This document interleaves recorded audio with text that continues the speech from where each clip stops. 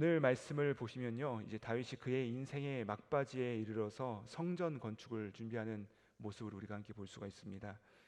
다윗의 평생의 소원은 하나님의 성전을 건축하는 일이었습니다. 왜냐하면 여러분 잘 아시듯이 다윗의 출신은요, 이름 없는 목동이었습니다. 작은 자로서 끝날 수밖에 없는 것이 바로 그의 시작이었는데, 그럼에도 불구하고 하나님께서는 이름 없는 목동을 부르셔서 이스라엘의 왕으로 삼아주시고 또 그와 평생에 함께 하시면서 모든 전쟁 가운데 승리를 안겨주셨다는 사실을 이 다윗은 분명히 알고 있었던 것이죠. 그렇기 때문에 그는 하나님 앞에 성전을 봉헌하기 원했어요.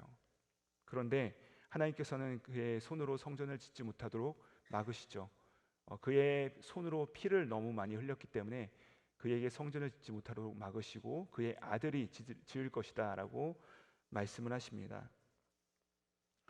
보통 우리는 하나님께서 우리가 준비하던 것들을 막으시면, 우리의 길을 막으시면 어떻게 반응하죠? 보통은 우리는 원망합니다. 낙심하고 그냥 손을 놔버립니다. 내 것이 아니구나 라고 우리 쉽게 포기를 합니다. 그러나 다윗은 어떻게 하냐? 그렇지 않았습니다. 하나님, 그러면 제가 못하면 제 아들인 솔로몬이 이 일을 감당할 것입니다 라고 하면서 오히려 감사하고 기뻐하죠. 그러면서 솔로몬이 성전을 짓기에 모든 필요한 재료들을 다 준비해 나갑니다. 그것이 바로 오늘 전장인 22장에서 다윗이 준비한 그 모든 것들이죠. 재료를 준비합니다. 그리고 나서 오늘 본문에 들어와서는 23장에 들어와서는 사람을 준비하는 모습을 우리가 볼 수가 있습니다. 흥미로운 것은요, 다윗이 이 왕권을 강화하기 위해서 그의 아들 솔로몬에게 그 왕권이 잘 이양되기 위해서 그가 군사력을 준비했다는 내용이 나오지 않습니다. 이 왕권을 잘 강화하기 위해서 경제력을 부강하게 하고 그 모든 것을 잘 준비했다라고 나오지 않고요, 오히려 군사력을 의지하다가 하나님께 징계를 받는 장면이 얼마 전에 나왔죠. 근데 군사력이나 경제력을 준비했다는 내용이 나오는 것이 아니라 어떤 것을 준비했다라고 나오냐면 바로 성전이 세워지는 것과 또 성전에서 섬길 레위인들을 준비하였는지에 대해서 상세하게 기록되어 있다는 것입니다. 여러분, 역대기를 시작하면서 우리가 함께 나눈 이 역대기의 목적이 무엇입니까? 역대기는요, 포로기에서 돌아온 이스라엘 백성들에게 다시 한번 이스라엘의 역사를 보여주는 것입니다. 왜 우리가 망했는지, 왜 우리가 하나님을 떠났는지, 그럼 어떻게 하면 우리가 하나님 앞에서 회복될 수 있는지를 보여주는 역사를 기록한 책이 바로 이 역대기라는 것이죠. 포로기에서 돌아온 이들에게, 다시 나라를 세워가는 이들에게 있어서 이스라엘이 경제나 군사력으로 흥망하는 나라가 아니라 하나님의 손에 달린 나라다, 이것을 보여주기 위해서 다윗은 지금 성전을 세워가는 이 모습이 이 역대기에 그려져 있다는 것입니다. 사랑하는 여러분, 우리의 인생도 마찬가지입니다. 우리 각자가 치열하게 이 뉴욕 땅 가운데서 열심으로 살아가고 계십니다. 더 든든히, 더 최선을 다하여서 우리 삶을 견고하게 세워나가기 위해서 아주 열심히 노력을 하고 계시죠. 그런데 여러분, 이렇게 열심으로 살아가는 우리 인생의 기초는 무엇입니까? 사랑하는 여러분, 과연 우리는 어디 위에 집을 짓고 있습니까? 반석 위입니까? 아니면 모래 위입니까? 아무리 대단한 업적과 열심을 이루면서 우리가 살고 있다 할지라도 그 기초에 결국에 하나님의 말씀이 없으면 그 모든 것들은 와르르 무너지고 만다는 것입니다. 다윗은요, 지금 군사력을 의지하지도 않았고 경제력을 의지하지도 않았고 그가 가장 신경을 쓰고 가장 많은 노력을 한 곳은 바로 하나님을 예배하는 장소였다는 것이죠. 사랑하는 여러분, 바라기는 다시 한번 우리 하나님만을 우리 인생 가운데 파운데이션으로, 기초로 삼으시고 그 하나님의 말씀만을 의지하시면서 승리하시는 저와 여러분 되기를 주님의 이름으로 축복드립니다. 앞서 22장에서 다시 한번 말씀드리지만 성전의 하드웨어를 준비했다라면 오늘 말씀은 바로 성전의 소프트웨어, 성전을 섬겨갈 레위인들을 준비하는 장면입니다. 우리 본문 말씀 4절에서 6절 말씀을 함께 읽도록 하시겠습니다. 시작. 그 중에 24,000명은 여호와의 성전의 일을 보살피는 자요, 6,000명은 관원과 재판장이요, 4,000명은 문지기요, 4,000명은 그가 여호와께 찬송을 드리기 위하여 만든 악기로 찬송하는 자들이라. 다윗이 레이의 아들들을 게르손과 그앗과 무라리에 따라 각 반으로 나누었더라. 아멘.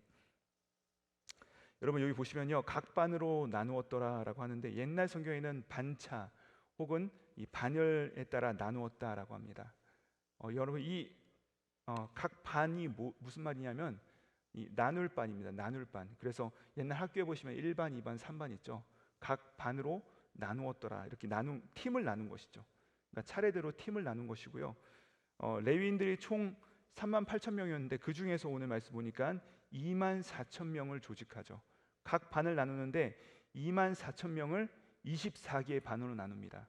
그러니까 2만 4천 명을 24개로 나누면 각 반당 1,000명씩 들어가게 되는 것이죠. 그리고 그 1,000명씩 들어간 24개 반이 1년 12달을 함께 섬깁니다. 그러니까 15일씩 각 반이 15일씩 나누어서 섬기고 있는 것이에요. 자, 이렇게 세밀하게 이들이 조직되고 나뉘어져서 성전을 섬기는 사역이 무엇이냐? 뭔가 대단하고 뭔가 화려하고 뭔가 조직적인 일을 할 것 같은데 그렇지 않습니다. 매일 불이 떨어지고 매일 기적이 일어나고 그런 일을 성전에서 감당할 것 같은데 그렇지 않습니다. 그 반차를 따라서 이들이 했던 일이 무엇이냐? 아주 평범한 일상적인 일들이었다는 것입니다. 이들이 한 일은 어떤 것이었냐면 주로 떡을 반죽하거나 빵을 굽거나 또 제사를 돕고 또 그 맡겨진 직무에 따라서 성전에서 이 직무를 감당하는 일들을 감당했다는 것이죠. 수종되는 일을 했던 것이 바로 이들의 업무였습니다. 그러니까 매일매일 반복되는 평범한 섬김이었죠. 그런데 이들이 평범해 보이고 매일 반복되는 일상 가운데서 그 일을 행했던 원칙이 있었는데 그 원칙이 무엇이냐? 바로 30절 말씀에 나옵니다. 우리 30절 말씀 함께 읽도록 하시겠습니다. 시작. 아침과 저녁마다 서서 여호와께 감사하고 찬송하며. 바로 하루의 시작과 끝을 감사와 찬양으로 채운 것입니다. 이들이 그 모든 일을 하는데요, 그 뒤에 보시면 그 다음부터 이들이 하는 그 어찌 보면 일상의 그 뒤치다거리들이 나와요. 근데 그 앞에 나오는 것이 무엇이냐면 아침과 저녁마다 서서 여호와께 감사와 찬양을 올렸다라고 합니다. 우리가 반복되는 일상 속에서 그 마음을 지킬 수 있는 유일한 길은 무엇입니까? 바로 아침마다 저녁마다 하나님께 감사하고 찬양하는 것입니다. 오늘도 우리가 이렇게 예배당에 나오실 때 이 새벽을 여시면서 아침을 여시면서 우리가 어떻게 고백했습니까? 하나님, 이 하루도 나의 호흡을 연장시켜 주셔서 감사합니다. 하나님께 예배할 수 있도록 나에게 건강 주셔서 나올 수 있게 하시니 감사합니다 하고 하루를 시작하지 않으셨습니까? 또 우리가 이 예배당에 나와서 우리가 하나님을 찬양하지 않았습니까? 영광을 받으실 만유의 주여, 우리가 주님을 오늘 하루도 찬양하며 따르겠습니다. 우리가 찬양으로 시작하자 했죠. 서로 사랑하는 여러분, 비록 전쟁 같은 우리의 일상, 직장, 관계, 또 우리 가정의 일상들이 기다리고 있다 할지라도 하나님께서 나를 그곳으로 부르셨고 오늘도 나와 함께 하신다는 이 믿음으로 감사하며 찬양하며 나아갈 때 악한 권세가 뒤흔들 수 없다는 것입니다. 성전을 섬기는 이들이 끝까지 이 직무를 아름답게 감당할 수 있었던 이유는 아침과 저녁마다 찬양과 감사로 여호와께 나아갔다는 것입니다. 그래서 사도 바울이 무엇이라 선포합니까? 항상 기뻐하라, 쉬지 말고 기도하라, 범사에 감사하라. 왜요? 이는 그리스도 예수 안에서 너희를 향하신 하나님의 뜻이니라. 하나님께서는요, 우리가 그분께 감사하고 찬양하며 그 모든 일 가운데 나아가기를 기뻐하신다는 사실입니다. 그리고 그러할 때 우리의 마음과 생각을 지켜주시겠다라고 약속하셨다는 것이죠. 사랑하는 여러분, 오늘도 저와 여러분이요 하나님 앞에 이 움직이는 성전으로 서 있습니다. 이제는 구약 시대처럼 어느 한 곳이 성전이 되는 것이 아니라 우리 각자가 성전으로서 나아가는 것이에요. 그리고 이 어두운 세상으로 우리가 빛과 소금의 역할을 감당하기 위해서 전진해 나아가고 있습니다. 이를 위해서 놓치지 말아야 될 사실은 우리 삶이요 평범해 보이고 누가 알아봐 주지 않는 그런 자리라 할지라도 그 자리를 맡겨주신 분이 바로 하나님이라는 사실을 잊지 말으셔야 된다는 것입니다.